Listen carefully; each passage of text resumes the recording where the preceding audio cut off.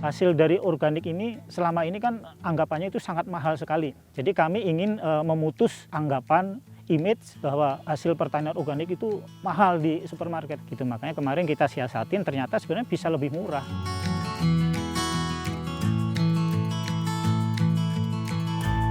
Konsep kami di sini pemasaran secara mandiri ya. Jadi kami memasarkan hasil komoditas ini ya dengan sendiri gitu. Jadi kita ngelapak sendiri, buka lapak sendiri, kita cari konsumen sendiri, kita coba packing sederhana dengan packing ramah lingkungan. Kita jual harganya pun tidak jauh beda dengan harga pasar lokal karena kita bisa memutus rantai dari distribusi sayuran itu sendiri juga.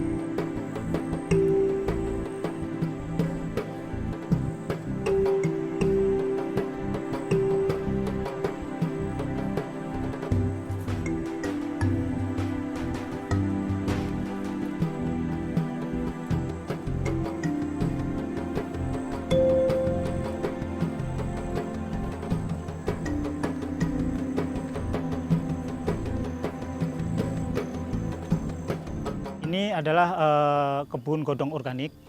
Memang kami tidak merubah kontur tanah yang sudah ada. Jadi tanah memang berundak-undak ya. Memang kami sengaja tidak rubah karena kalau kita rubah itu jadi merusak ya. Menurut kami merusak dan itu membahayakan lingkungan. Jadi kami tetap menyesuaikan apa yang ada. Jadi yang kita bisa tanamin kita tanamin. Yang tidak bisa kita tanami ya udah kita biarkan aja biar tanah itu tidak labil.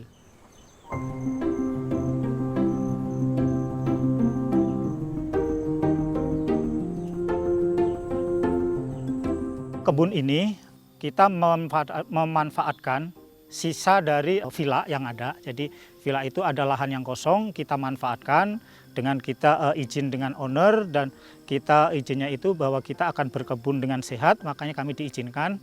Space dari villa itu, sisa dari lahan villa yang digunakan itu kita manfaatkan untuk lahan pertanian sehat ini.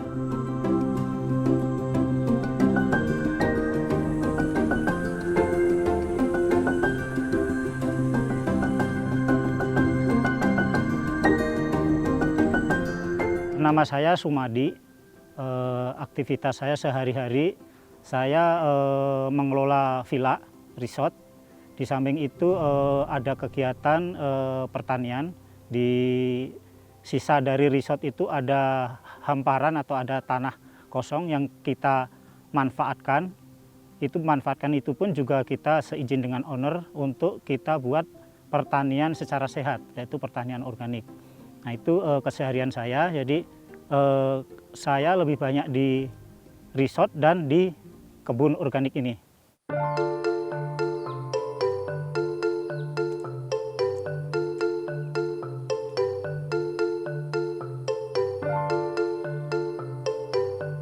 Ada beberapa brokoli kami yang tidak tumbuh dengan baik, makanya akan kami sulam lagi biar yang kosong-kosong ini terisi oleh tanaman brokoli. Sebelum kita tanam kita harus kasih pupuk dan lubangnya ini minimal rata-rata itu 20 cm ya, kedalamannya 20 cm. Jadi ini lebih dari 20 cm. Terus selanjutnya kita kasih pupuk, pupuknya ini pupuk organik ya, yang sudah jadi sekam, yang sudah kita kompos. Nah ini cirinya udah kompos, kita udah menghitam begini ya. Ini udah matang jadinya kalau yang menghitam begini.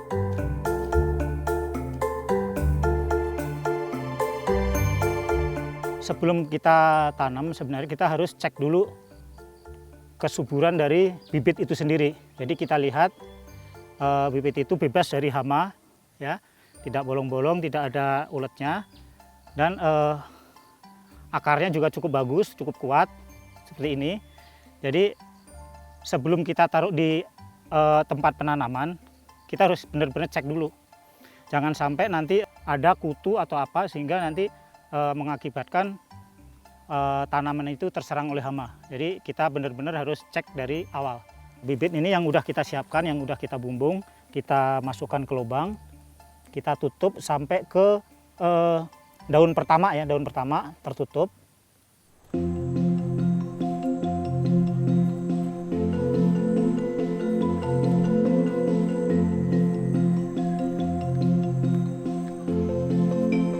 Saya mulai bertani itu di 2009. Pertanian saya adalah pertanian secara sehat, yaitu pertanian organik. Motivasi saya untuk berkebun sehat itu, satu, saya karena orang tua saya juga petani ya. Jadi saya juga tidak jauh-jauh dari tani juga. Cuma saya punya konsep perkebunan yang lebih sehat lah kan gitu. Kalau orang tua kami kan perkebunnya secara konvensional gitu di kampung dan ala-ala kampung lah kan gitu. Kita memanfaatkan lahan yang kosong yang ada, kebetulan kan di puncak ini kan susah untuk lahan pertanian, makanya kami ingin ada pertanian yang katakanlah yang mengelola villa itu bisa memanfaatkan lahan-lahan yang kosong untuk dipergunakan pertanian secara organik, secara sehat.